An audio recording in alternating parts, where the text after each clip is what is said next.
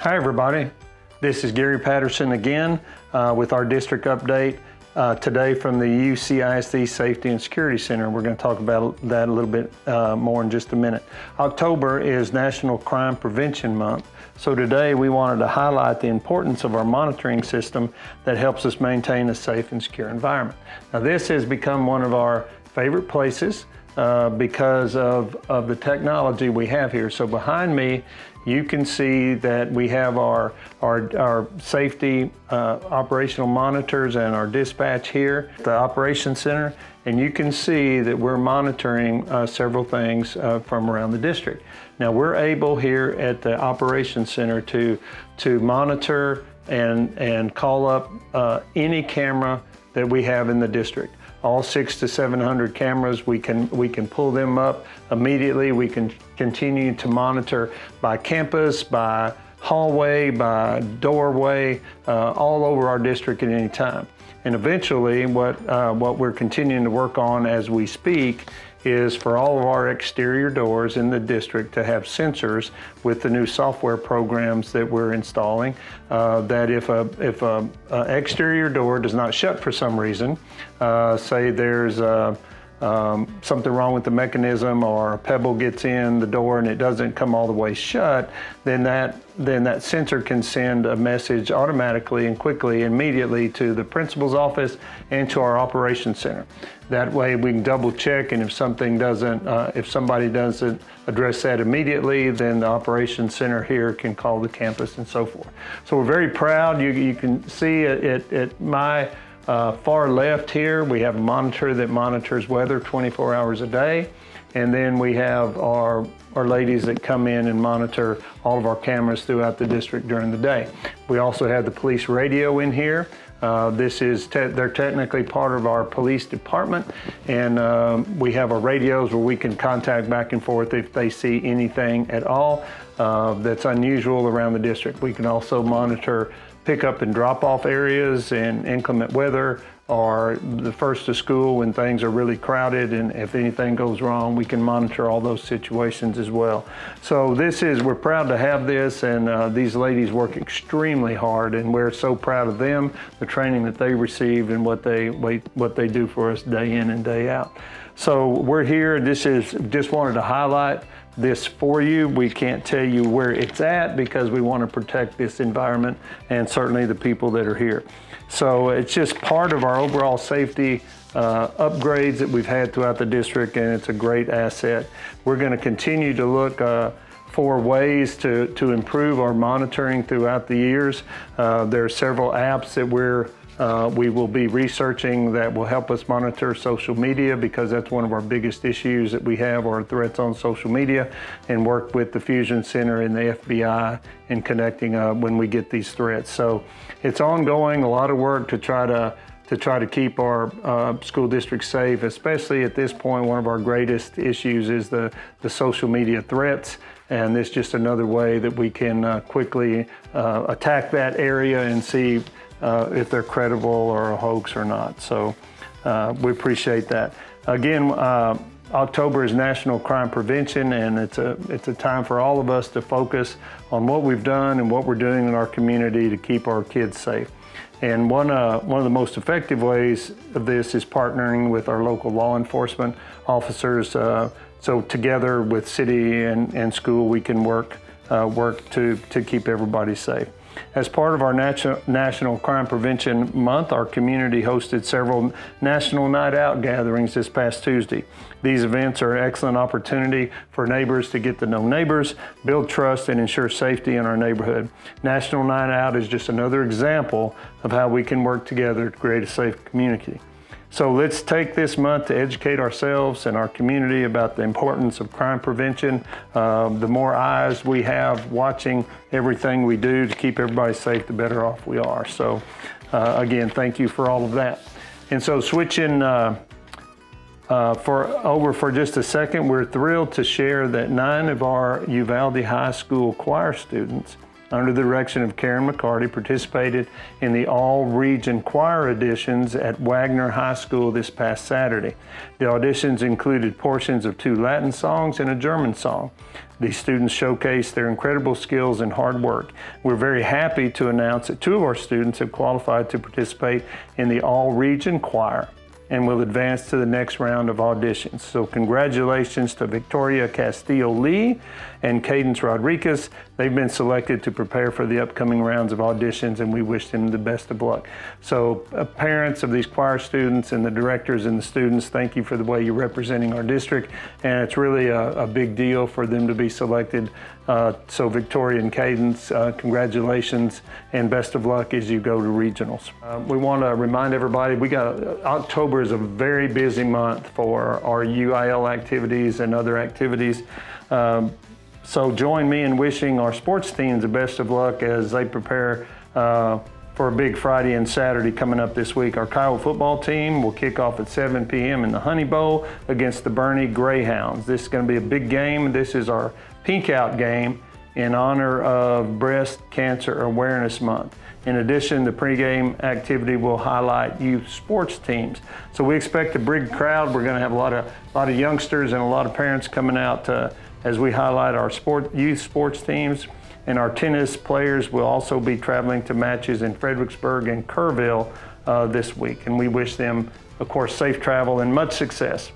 On Saturday, the Uvalde Kiowa Band will showcase their talent in the 35th annual Rocket Review marching competition at San Antonio and Judson ISD at Rutledge Stadium. So if you can, come out and encourage and support our talented and hardworking students, whether it's sports or fine arts or anything else. Your presence in the audience can motivate them, and it's always great. One thing I've noticed since my time here is how our parents and community come out and support our kids in whatever they do.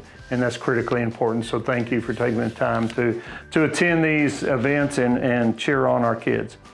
We have a family event we'd like to notify you about. We'd like to invite you to join us for a special family event in support of Bullying Prevention Month.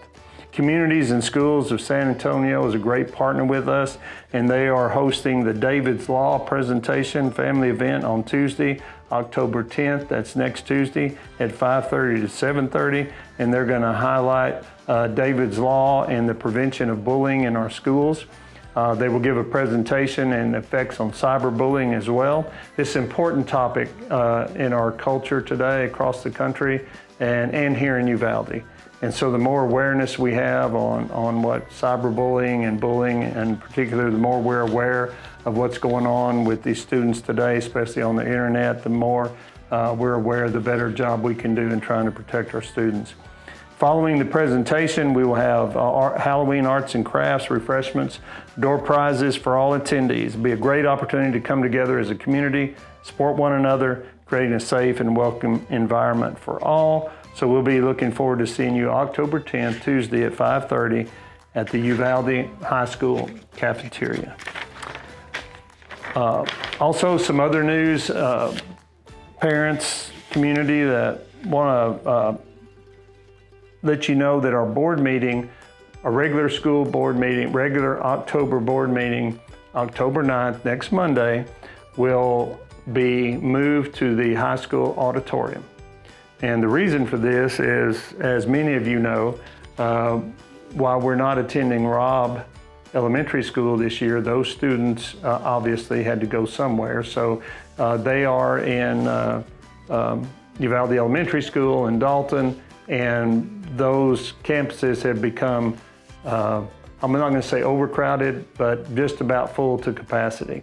We moved in some portable buildings at Dalton, of course, and Uvalde Elementary School is just out of room, and so we are turning, for the near future, the regular boardroom, the Benson boardroom there at Uvalde, we're turning it back over to the campus so they can expand and use some, they're in need of some classrooms, so they are moving their library into where we've been having our board meetings, and then that will free up a couple classes for them, and they need to expand into those classes. So Our board meetings will be at the auditorium for the foreseeable future, and if there's any change in that whatsoever, then we'll announce it on the videos. You can see it on the website if we decide to move anywhere else other than the auditorium. There's been several board meetings in the auditorium over the last year and a half, so it's the routine, we have the routine down, and so come join us. If you want to come to the board meeting, come join us at the auditorium at 6 o'clock on Monday, October the 9th.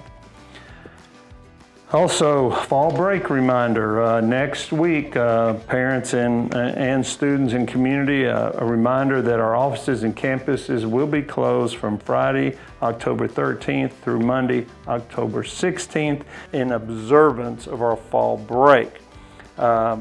Thursday the 12th will be a staff work day, but it will be a student holiday.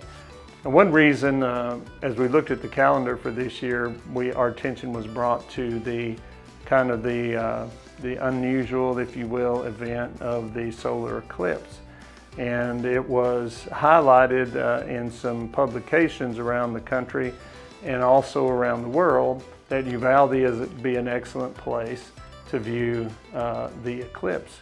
And so we have a lot of people coming in from out of town to view the eclipse. And so we expect a lot of people on that weekend from out of town. So it was a good, rather than have our streets clogged up with traffic and buses and all that, it was a good time. We need a fall break. Our students and teachers need a fall break, but it was also a good time to, because of all the congestion, and maybe y'all will get out and hopefully the weather will be good so everyone can get a good view of the eclipse.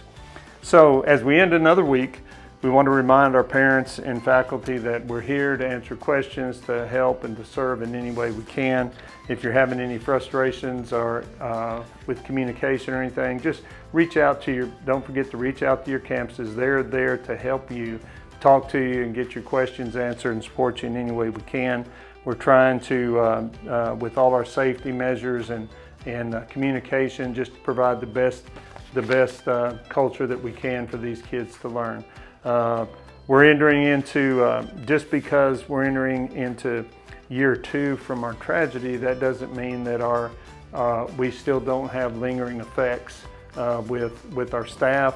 Of course we do, and we knew to expect that. So we're aware that the trauma of that event is still with us, and we're working to make sure that our staff and students have the resources needed if they need any help in those areas. And so parents, if your students or you know of anybody that might need some help in that area, you just make sure you give us a call and let us know, and we'll get people the help that they need. So we got a lot going on. As I say, I want to thank you all for tuning in to try to catch up on some of the news around the district. We enjoy bringing these videos to you. We know that there's at least tens of people out there that are watching, and so those of you who turn in for information, we appreciate it. And we're gonna be back next week. We'll have a board meeting. Also, we have fall break coming in. We have groundbreaking for our new school. We got homecoming coming up in the not too distant future. We got a really big month planned, and so we'll be back next week to highlight some of those events for you. Until then, if you need us, call us. Thanks for tuning in, and we'll be back next week with some more information. Thank you.